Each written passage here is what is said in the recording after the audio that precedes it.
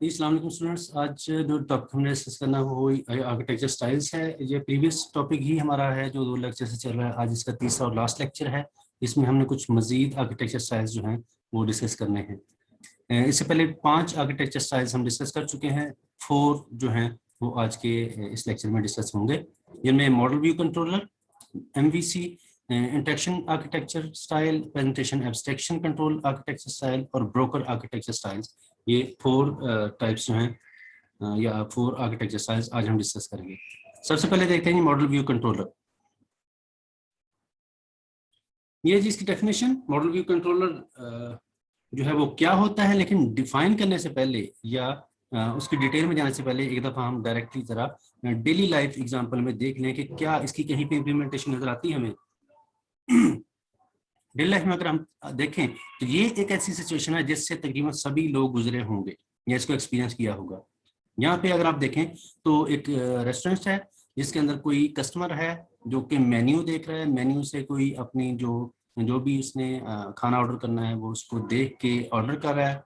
जो वेटर है वो उन तमाम चीज़ों को नोट डाउन कर रहा है। नोट डाउन करने के बाद वो वापस किचन में या जो भी कुक है वहाँ तक पहुँचाया गया ये रिक्वेस्ट, वहाँ पे प्रिपेयर होगी। प्रिपेयर होने के बाद वो वापस जो कस्टमर है वहाँ तक डिलीवर करेगा इस चीज़ को।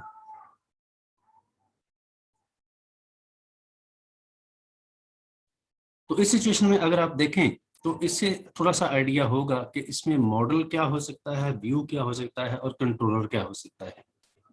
ठीक है जी। डिफरेंट लोगों ने इस तस्वीर को देखा होगा और आप ऑब्जर्व कर रहे होंगे कि इसमें मॉडल, व्यू, कंट्रोलर क्या चीज़ है। चीज़ें मॉडल कहाँ पे हो रही हैं, नज़र कहाँ पे, व्यू कहाँ पे हो रही हैं और कंट्रोल कौन कर रहा है इनमें तमाम चीज़ों। आपकी डेफिनेटली कोई ना कोई राय आपने बिल्ड की होगी। अब हम देखते हैं कि एक्चुअली होता क्या है इसके अंदर। ये है जी मॉडल व्यू कंट्रोलर। इसमें मॉडल क्या है, व्यू क्या है, कंट्रोलर क्या है। और आप देखें तो सबसे जो फर्स्ट लेवल है वो है व्यू का, कस्टमर लेवल, जहाँ पे चीजें व्यू हो रही हैं, देखी जा रही हैं। ये ऐसे ही जैसे ग्राफिकल यूजर इंटरफेस होता है और सॉफ्टवेयर का, और उसके साथ एंड यूजर जो है इंटरेक्ट करता है, उसको व्यू करता है।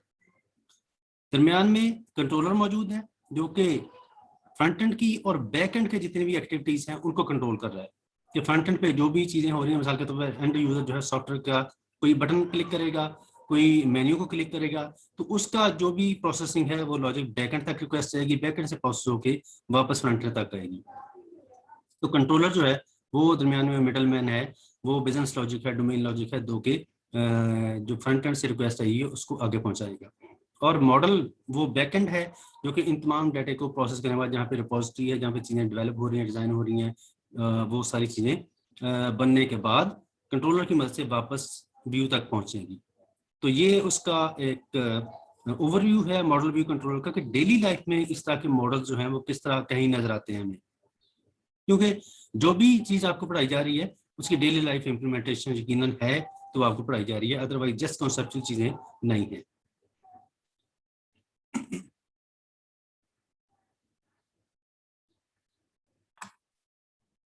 जी ये उसकी एक और एग्जांपल थी। अगर हमने थोड़ी सी उसमें एडिशन कर दें, ठीक है, इसमें कस्टमर हो जाएगा, यहाँ पे अगर आप व्यू में आप हैं जो कि आप चीज़ें खरीदने जा रहे हैं, वेटर उन चीज़ों को कंट्रोल कर रहा है, कुक जो है उसको मॉडल कर रहा है, उसको बना रहा है, डिज़ाइन कर रहा है, डेवलप कर रहा है। और अगर एक और चीज़ ऐड कर दें, रेफ्रिजरेटर भी, क्योंकि किचन के साथ इसका भी ताल्लुक है, तो वो बेसिकली रिपोजिटरी की एग्जाम्पल बन जाएगी जहाँ पे तमाम चीज़ें स्टोर हो रही हैं, डाटा स्टोर हो रहा है। एक और मॉडल व्यू कंट्रोल की एग्जाम्पल से गाड़ी है।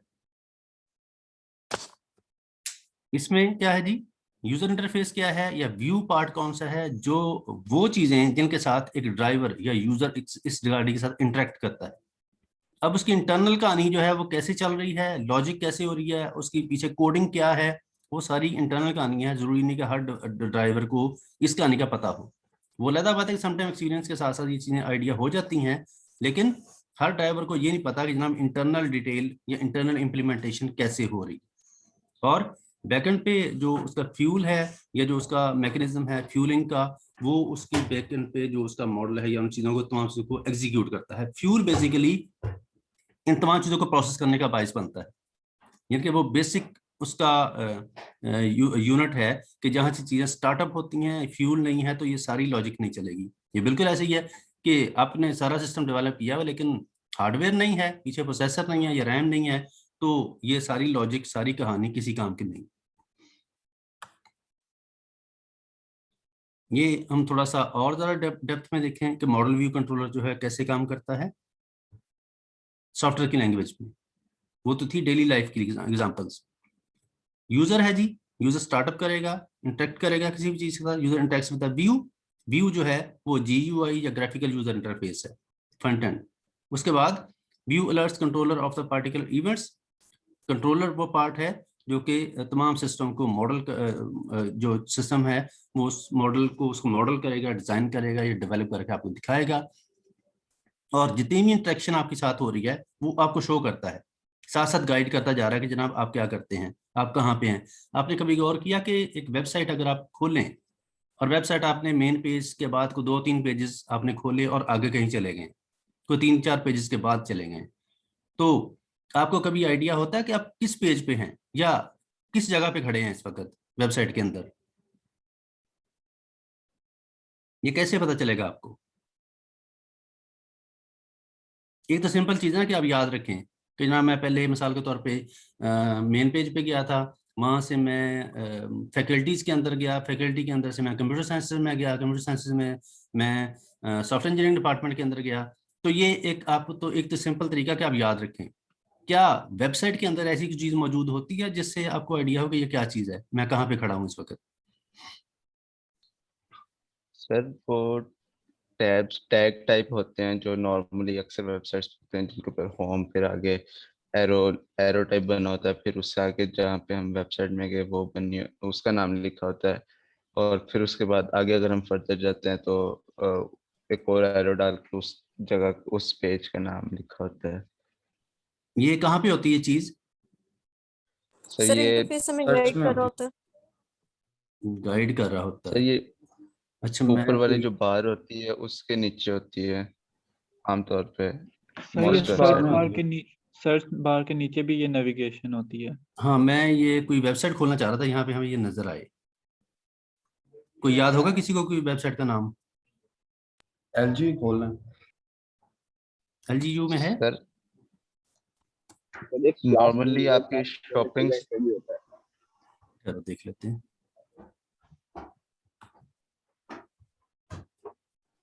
सर दराज.com खोलें।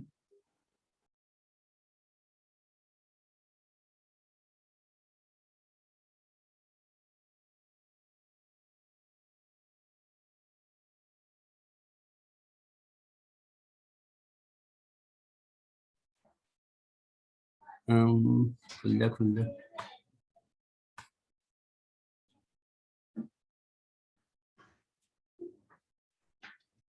ये क्या?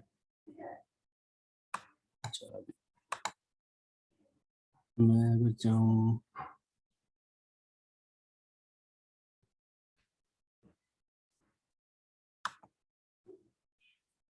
इतनी स्लो क्यों? इतना नेट तो स्लो नहीं है मेरा।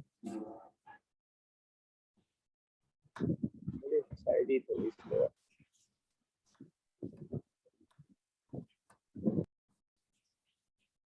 चल जा।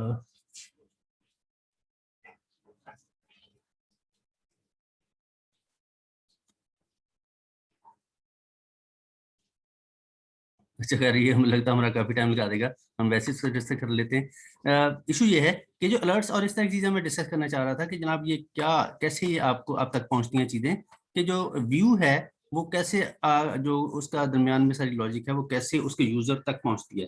क्या उसको याद है कि उस किसी को पता है कि उस जो वो जो फैसिलिटी है जहाँ पे वो सारा पाथ मेंशन होता है उसको क्या कहते हैं टेक्निकली?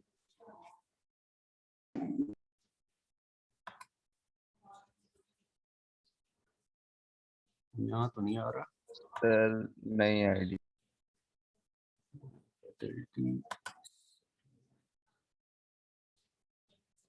अच्छा, बहरहाल उस चीज को कहते हैं जी ब्रेड क्रम। ब्रेड क्रम घर में यूज होते हैं, आपको पता है, डिशेस के अंदर। लड़कियों को ज्यादा पता होगा। लड़कियों, ब्रेड क्रम क्या होता है बोला?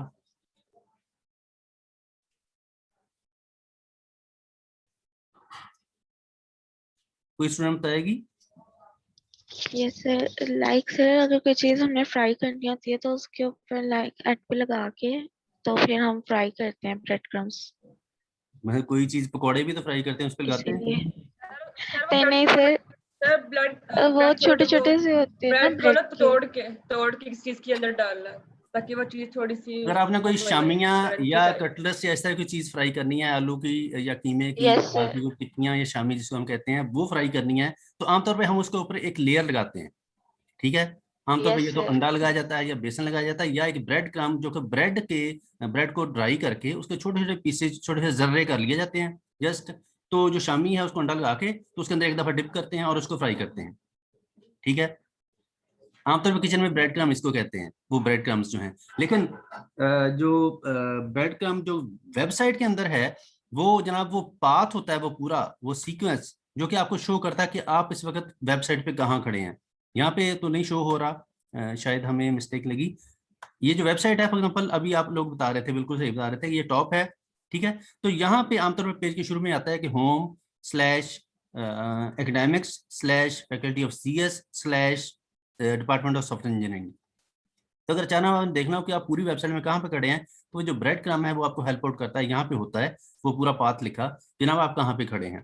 अब जैसे यहाँ पे है तो यहाँ पे शायद आपको इतना क्लियर आइडिया ना हो, और दूसरी बात यह कि वेबसाइट का जो पेजेस हैं उनके नाम डिफरेंट होते हैं, तो वो जो ब्रेड क्रम्ब है वो आपकी रहनुमाई करता है कि आप इस वक्त किसी भी वेबसाइट पे, किसी पोर्टल पे कहाँ पे खड़े हैं। वो मुझे अगर कहीं पे नजर आया तो मैं बताता हूँ कि वो हर वेबसाइट वाले वो उस फीचर को ऐड नहीं करते। यही वो कुछ नॉन फंक्शनल रिक्वायरमेंट्स हैं जो कि आपकी क्वालिटी, जो आपकी वेबसाइट को, अपने सिस्टम को एक क्वालिटी एप्लीकेशन बनाते हैं। अब ये जो ब्रेड क्रम्ब है, ये क्लाइंट को तो नहीं पता ये चीज होती है, वो तो आपका नहीं कहेगा, वो तो अपने फीचर बताएगा। तो ये एक्स्ट्रा चीजें ऐसी हैं जो कि आपने यूजर को फैसिलिटेट करने के लिए, क्लाइंट को फैसिलिटेट करने के लिए बनानी है या एडअप करनी है। कंट्रोलर के बाद मॉडल है जी, मॉडल बैकएंड है वो सारे उस सिस्टम का। व्यू ग्रैब्स, ये जो बात की बात है, कंट्रोलर अपडेट्स मॉडल, ये जो कंट्रोलर है ये इस मॉडल को बैकएंड के जो चीजें हैं उनको अपडेट करता है या उनको डील करता है। और जो फॉर एग्जांपल जो तमाम प्रोसेस है वो एक हायरार्की के अंदर चल रहा है। ठीक है, हायरार्की जो है वो उसके अंदर नजर आती है कि जनाब 3 ब्रॉडर वो एरियाज हैं जिनके अंदर इन सिस्टम को डिवाइड किया जाता है, ताकि जो फ्रंट एंड है उसकी इंटरेक्शन एक सीक्वेंस से लोअर लेवल तक पहुंचे, मॉडल तक पहुंचे, और लोअर से ही भी उसी तरीके से सीक्वेंस से फ्रंट एंड तक पहुंचे। ये जो मॉडल है, model component stores data and it's related logic, ये जो मॉडल है ये आपको चीजों को दिखाता है। अच्छा, यहाँ पे अगर आप थोड़ा सा गौर करें तो ये डायरेक्ट इंटरेक्शन भी है मॉडल रिव्यू की, बगैर कंट्रोलर के। कभी ऐसा होता है कि जनाब डायरेक्टली कॉन्ट्रैक्ट हो जाए, दरमियान में लॉजिक की जरूरत ही ना पड़े। जो डेटाबेस के लोग हैं, जिनके डेटाबेस के साथ कोई अंडरस्टैंडिंग है जिनकी, वो इसका आंसर कर सकते हैं।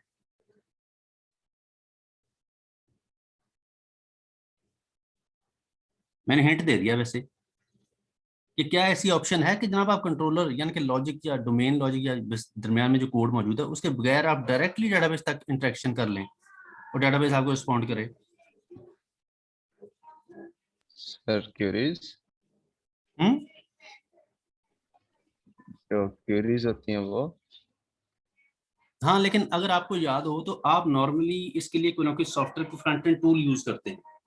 जैसे मिसाल के तौर पे आपने वेबसाइट है तो वेबसाइट जो है किसी PHP के अंदर डेवलप है, पीछे कोड है, तो कोड के थ्रू आप आगे जाते हैं और वहीं से वापस आते हैं। लेकिन आपने देखा होगा कि समटाइम ऐसी डेटाबेसेस भी हैं जिनका बाकायदा से अलग को फ्रंट एंड आप ना भी यूज करें तो डायरेक्टली आप उनके साथ काम कर सकते हैं उस डेटाबेस के अंदर। क्या ख्याल है? Yes sir. मसलन कौन सी वेबसाइट और डेटाबेस? SQL सर्वर किसी ने यूज की है? यस सर, अभी हम वही स्टार्ट कर रहे हैं। एक्सेस यूज किया, माइक्रोसॉफ्ट एक्सेस? यस सर, वो भी किया है। एक्सेस में आपको पता है कि उसका अपना ही सारा सेटअप है, आप डायरेक्टली उस Yes, डेटाबेस sir. के अंदर जाके चीजों को मैनेज कर सकते हैं। यस। क्या ख्याल है कि आमतौर पे क्या किया जाता है जब हम कोई वेब सिस्टम बनाते हैं तो हम कोई .NET PHP या ऐसी किसी चीज के अंदर उसका फ्रंट एंड बनाते हैं, और फ्रंट एंड बनाने के बाद बैक एंड पे हमने डेटाबेस बनाई होती है।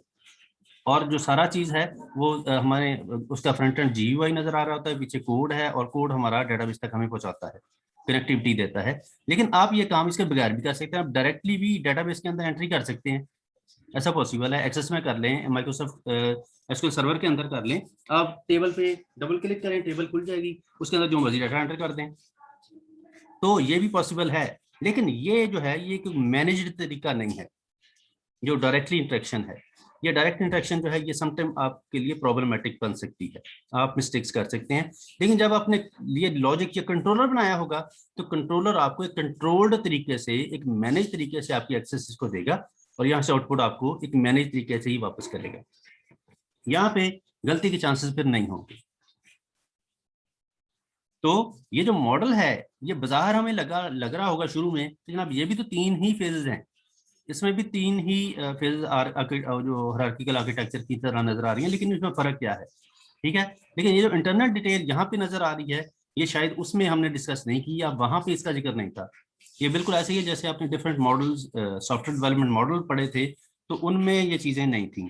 फॉर एग्जाम्पल ये मेंशन नहीं था कि जनाब सारी कहानी जो है ये आप क्यों कर रहे हैं, तो ये तो जब आपने उसको यूज किया तो फिर आपको पता चला कि अच्छा ये तो सिचुएशन टू सिचुएशन यूज करने की वाली चीजें हैं।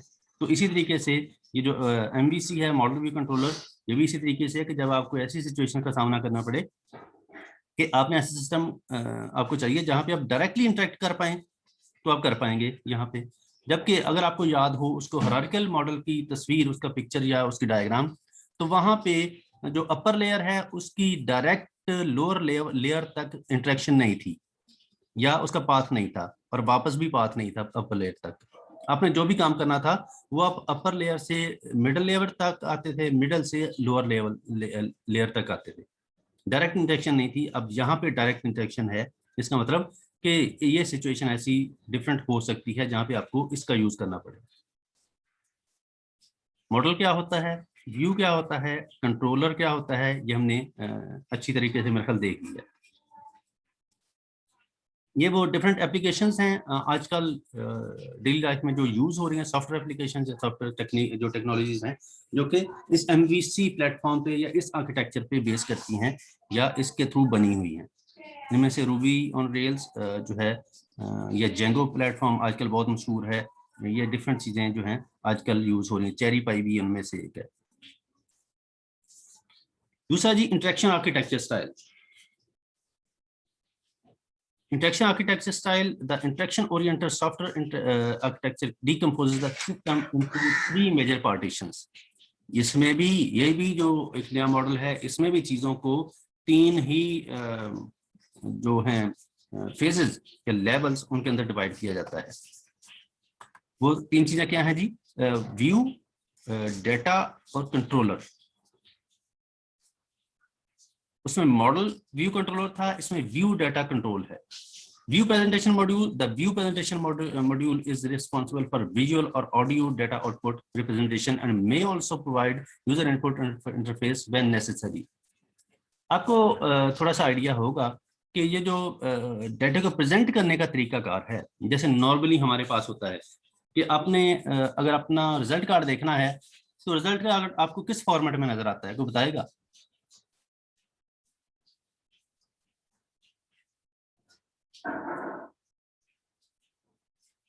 रिजल्ट कार्ड कैसे नजर आता है? टेबल फॉर्म में जी, टेबल के फॉर्मेट में, और वहां पे टेक्स्ट होता है, एक डिफरेंट कॉलम्स होंगे, एक कॉलम के अंदर मिसाल के तौर पे सीरियल नंबर होगा, आपके कोर्स कोड्स होंगे, कोर्स टाइटल्स होंगे, और आपका आगे मार्क्स हो सकते हैं, उसके आगे आपका GPA हो सकता है, आगे उसके परसेंटेज हो सकती है, नीचे GPA कैलकुलेट होगा सेमेस्टर का, और एंड पे CGPA कैलकुलेट हुआ होगा। ठीक है, यानी कि ओवरऑल आपका जो रिजल्ट कार्ड है आपको टेक्सचुअल फॉर्मेट में नजर आता है। ठीक है, ये रिजल्ट कार्ड किसी और फॉर्मेट में आपको नजर आ सकता है?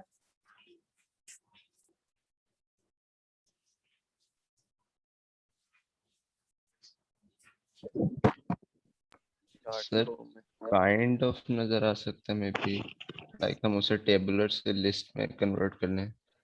कैसे कन्वर्ट, किस में कन्वर्ट करें सर? लिस्ट में, यानी हमारे सब्जेक्ट्स लिस्ट की फॉर्म में और उनके सामने उनका सर जो लिस्ट चार्ट होगी ने तो वो भी तो टेक्स्ट ही होगा ना। ग्राफिकल चार्ट अगर हो।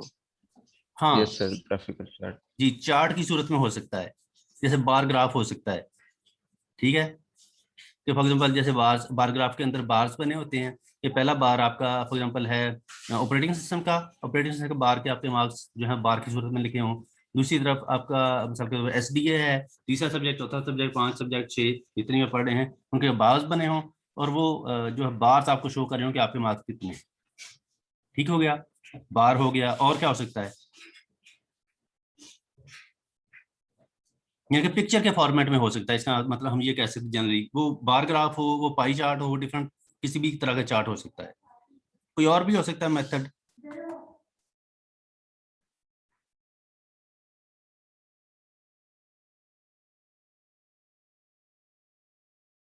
सोचो जल्दी। ये अब इस सेंस में सोच सकते हैं कि डाटा जो है वो आपको किन किन फॉर्मेट्स में मिलता है डेली लाइफ में। वो तमाम फॉर्मेट्स जिनमें डाटा अवेलेबल है, उन फॉर्मेट्स में ये रिपोर्ट भी बन सकती है, ये रिजल्ट कार्ड बन सकता है। सर ऑडियो रह गया, लेकिन ऑडियो फॉर्मेट इतना फ्लेक्सिबल नहीं होगा वो लाइक अलग बात है कि वो उसकी एक्यूरेसी या उसकी कंपैरेटिवली। सेंसिबिलिटी को बनती कि नहीं बनती, सेंस बनती कि नहीं बनती, लेकिन ऑडियो में हो तो सकता है कि जैसे ही अपने रिजल्ट कार्ड पे आप क्लिक करें तो एक ऑडियो जो है वो आपको ब्रीफ कर रही हो कि जनाब आपके जैसे वो आपको पता है कि रेलवे स्टेशन पे या एयरपोर्ट पे बकायदा अनाउंसमेंट हो रही होती है, वहां लिखा तो होता ही है। रेलवे स्टेशन पे जाएं तो वहां लिखा होता है कि कौन सी ट्रेन कितने बजे आनी है, किस प्लेटफॉर्म पे आनी है, लेकिन साथ में ऑडियो फॉर्मेट में भी अनाउंसमेंट हो रही होती है। वो उसकी वजह है कि जनाब बहुत सारे लोग जो पढ़ नहीं सकते वो सुन के अपना काम चला लें। ठीक है, या हर बंदा जो है अगर बोर्ड पे खड़ा हो जाए, आके देखना शुरू कर दे, वहां रश हो जाएगा, तो जो लोग बैठे हैं उनको बैठे बैठे वहां पे जहां बैठे हैं सीट पे, वहीं पे उनको फैसिलिटेट किया जाए कि वो उनको उठ के ना आना पड़े बोर्ड तक, वहीं उनको डाटा प्रोवाइड किया जाए ऑन द स्पेस कि जनाब आप वहीं बैठे बैठे अपनी सारी अनाउंसमेंट सुन लें, स्केड्यूल सुन लें। ठीक है, तो ऑडियो में भी हो सकता है कि अनाउंसमेंट हो रही हो कि जनाब वेलकम अब्दुलरहमान साहब, आपका फर्स्ट सेमेस्टर का रिजल्ट जो है वो आपको सुनाया जा रहा है। पहले सेमेस्टर का वो जो ऐसे बड़े ही मुहज़्ज़ब तरीके से एक खातून जो है वो आपको अनाउंस करके बताएं कि जनाब आपका रिजल्ट क्या क्या है। इसके अलावा वीडियो फॉर्मेट में भी हो सकता है। क्या ख्याल है तो उसकी वीडियो बना दी जाए ऐसे तरीके से कि जिसमें विजुअली आपको रिप्रेजेंट किया जाए कि जनाब आपका रिजल्ट कार्ड ये है। तो ये डिफरेंट मोड्स हैं। ठीक है, तो ये डिफरेंट मेथड्स हैं। ये इनमें से आप यूजर की डिमांड के मुताबिक कुछ भी चूज कर सकते हैं। ठीक है, जो भी आपने डिपेंड करता है। आमतौर पे जो चीजें हैं वो टेक्सचुअल फॉर्मेट में रिप्रेजेंट की जाती हैं ग्राफिक जो GUI के अंदर या यूजर के लिए। लेकिन आप ये फॉर एग्जांपल ये एक आइडिया भी है कि जब आप अपना 7 सेमेस्टर के अंदर प्रोजेक्ट अपना प्रपोज करेंगे तो आप उनमें से बहुत सारे जो फॉर एग्जांपल GUI के अंदर कंपोनेंट्स हैं उनको आप इस फॉर्मेट में ला सकते हैं। ये एक इनोवेशन होगी आपके प्रोजेक्ट के अंदर कि आप डिफरेंट चीजें जो हैं उनको ऑडियो के अंदर लेके आएँ या वीडियो के अंदर लेके आएँ या ग्राफिकली रिप्रेजेंट करें। क्योंकि चाइनीज कहावत है कि अगर आपने 1000 वर्ड लिखे हों, जिसका मतलब यह है कि अगर आपने कोई चीज 1000 वर्ड्स के अंदर लिखी हुई है तो वही अगर आप जस्ट उसकी एक पिक्चर बना दें तो पिक्चर जो है वो उन 1000 वर्ड्स की ब्रीफ या एलेबोरेशन से बेहतर होती है, क्योंकि पिक्चर जल्दी समझ आती है। और इसकी एग्जांपल डेली लाइफ में हमारे सामने है कि आप वैसे किसी को रास्ता बताना शुरू कर देना तो आप कहानी सुनाते जाएं। फॉर एग्जांपल आप इधर LGU में खड़े हैं तो आपने किसी बंदे को वो जो है रेलवे स्टेशन तक समझाना है एड्रेस, तो आपको 1700 इशारे, 1700 मोड़, 1700 रोड्स जो हैं वो उनको ब्रीफ करते हुए फिर आप उस बंदे को वहां तक पहुंचाएंगे। ठीक है, लेकिन अगर उसके सामने ये गूगल मैप मौजूद हो तो उसको बड़ी आसानी से समझ आ जाएगी, क्योंकि वो पिक्चोरियल पिक्चर के फॉर्मेट में वो चीजें रिप्रेजेंट की जाती हैं। ठीक है जी, तो ये है इसका प्रेजेंटेशन मॉड्यूल, जिसमें अब आप पे डिपेंड करता है कि आप कैसे चीजों को लिखते हैं।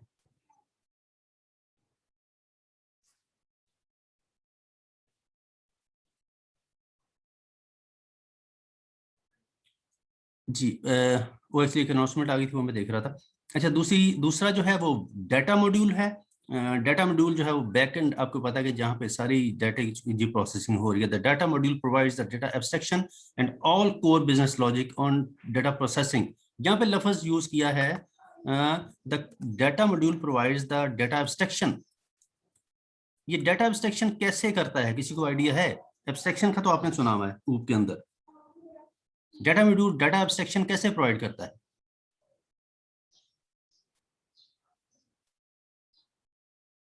कोई बंदा जो ऊप के कॉन्सेप्ट में अच्छा है वो अच्छे तरीके से जवाब दे पाएगा।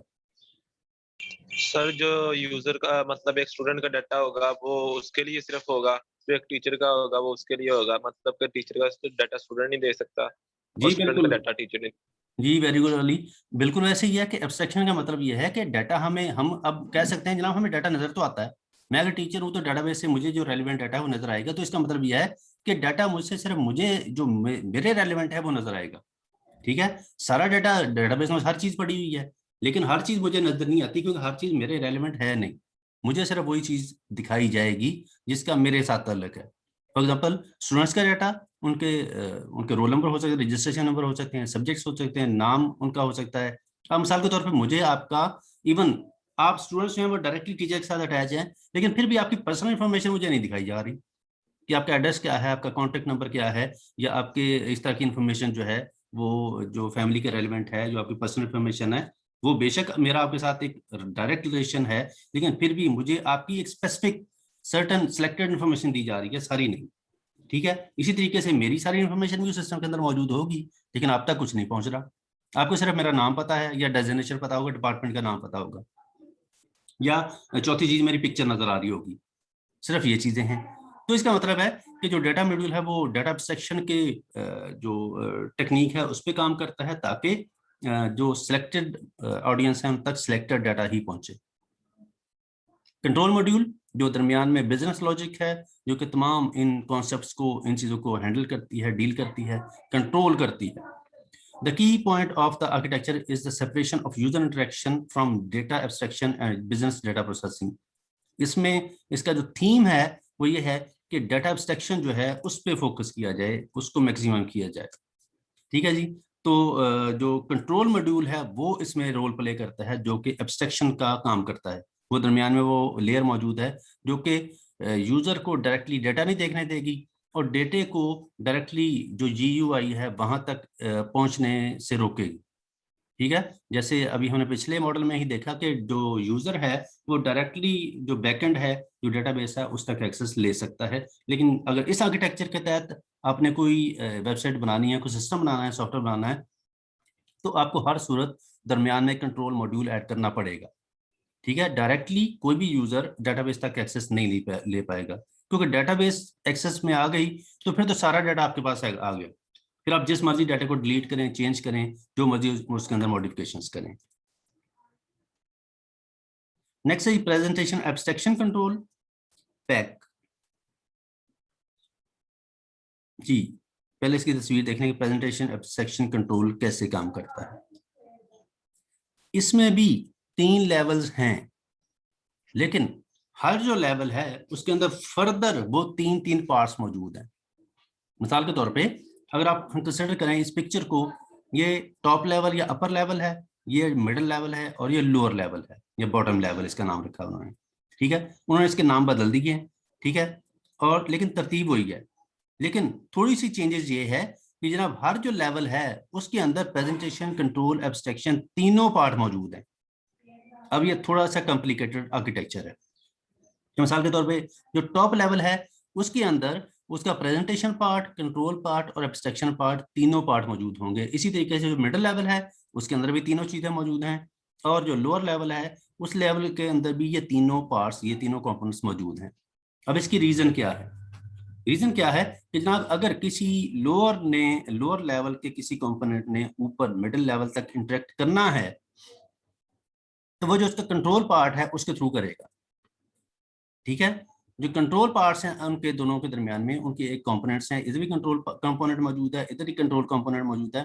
ये दोनों कंट्रोल कंपोनेंट्स आपस में कोऑर्डिनेट करेंगे और जो भी डाटा की प्रोसेसिंग है उसको शेयर करेंगे, और शेयर करने के बाद ये अगर फॉर एग्जांपल आगे डाटा जाना है तो मिडिल लेवल का जो कंट्रोल पार्ट है, जो कंट्रोल कंपोनेंट है, ये अपर लेवल के कंट्रोल कंपोनेंट्स के साथ इंटरेक्ट करेगा, कोऑर्डिनेट करेगा, और फिर डाटा आगे फॉरवर्ड करेगा या ट्रांसमिट करेगा।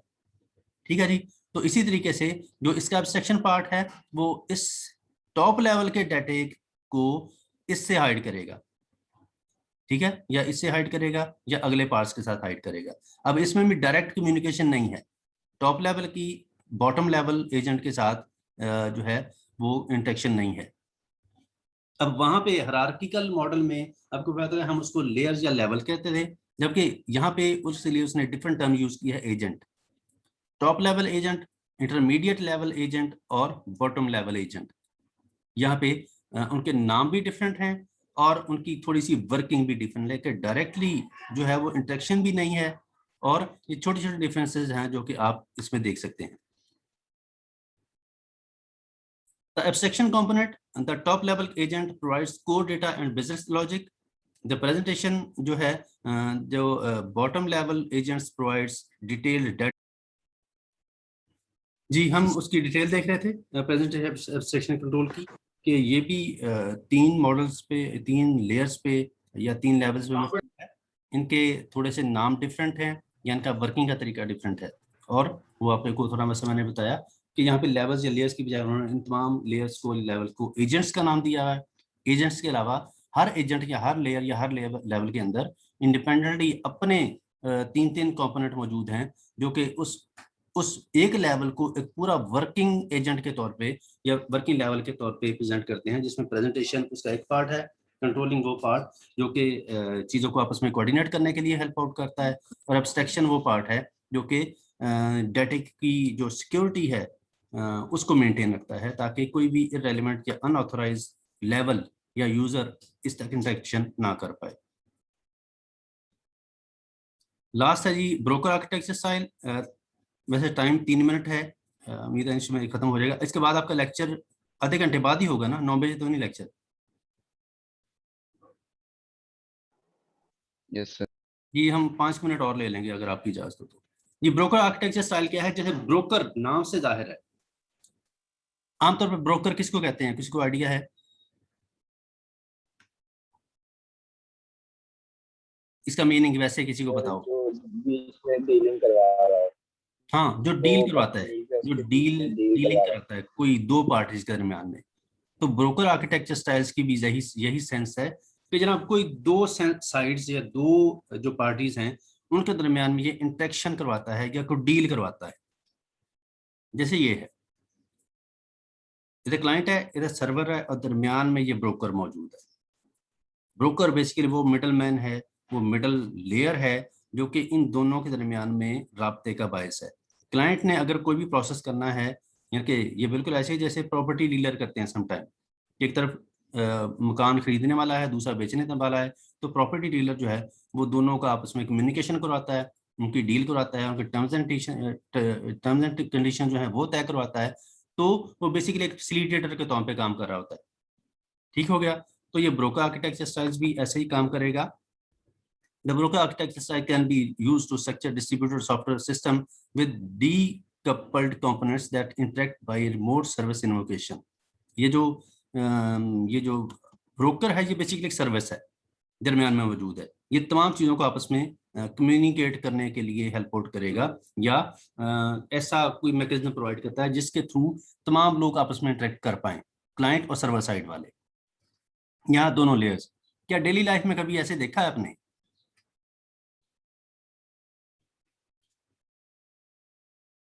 पुलिस का आपने सिस्टम देखा? पुलिस का जो वायरलेस सिस्टम है, आपको पता पुलिस वाले जहां उनके पास वायरलेस होती है, वो कैसे काम करता है सिस्टम? सर जब कोई 915 पे कॉल जाती है तो जो उस एरिया में सबसे नज़दीक पुलिस वालों की यूनिट होती है, वो जो उनका सिस्टम होता है वो वहां से उन्हें आगे ट्रांसफर कर देते हैं। आमतौर पे आपको पता है कि अगर एक पुलिस वाला कहीं मौजूद है, कोई क्राइम हो गया है, उसको और मदद चाहिए, तो क्या वो डायरेक्टली बाकी सिपाहियों को कहता है जनाब फौरन इधर पहुंच जाओ, या कैसे करता है? उनका जो वायरलेस, जी जी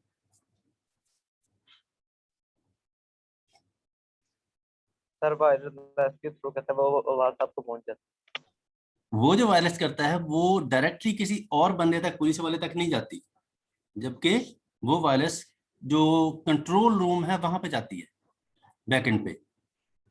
ऐसे ही है, कंट्रोल रूम पे जाती है और कंट्रोल रूम से वो आगे फिर रिले होती है या नशर होती है, जो कि सारे सुन रहे होते हैं। आपको पता होगा कि जो पुलिस वाले अगर आपने कहीं सुना हो उनको बोलते हुए, या उधर से जो ट्रांसमिशन आ रही होती है, डाटा आ रहा होता है, वो स्पेसिफिकली उस बंदे से बात नहीं कर रहा होता, कंट्रोल रूम में बैठा हुआ बंदा, वो जनरल एक अनाउंसमेंट कर रहा था जो कि सारे पुलिस वालों तक पहुंच रही होती है।